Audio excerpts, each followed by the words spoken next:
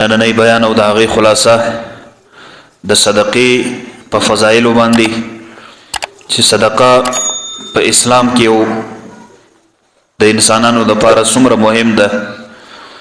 حضرت ابو ذر غفاری رضی الله تعالی عنہ فرمای الصلاة عماد الاسلام، لمونځ د اسلام ستنه ده چې ستنه ختم سي د چت بنړیږي ختمیږي.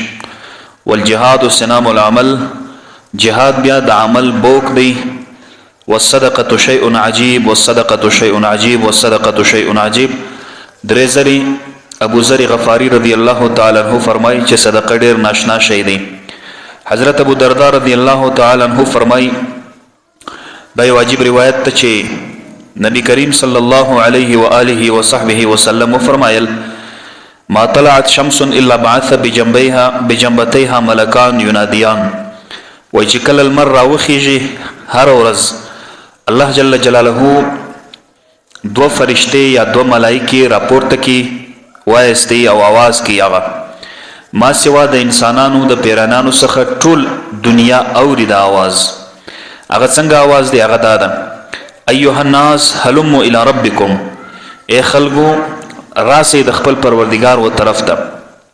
هلموا الى ربکم، راسی خپل د پروردگار طرف ته رجوع وکي. فانما قل وكفى خير مما كثر والها، هغه مال چې ستا سره لږوي او ستا د ورځنی د خرچې کفایت پکې کیږي دا ډیره بهتره ده تر هغې دنیا چې انسان سره ډیر وي خو انسان د هر شي څخه مخ ورګرځولی وي، د عباداتو څخه، د الله جل جلاله د دوستانو څخه او د نیکو اعمالو څخه. بیا بل فرشته ده هغه دا نعره کوي، هغه دا دعا غواړي وی اللهم عجل لمنفق ماله خلفا.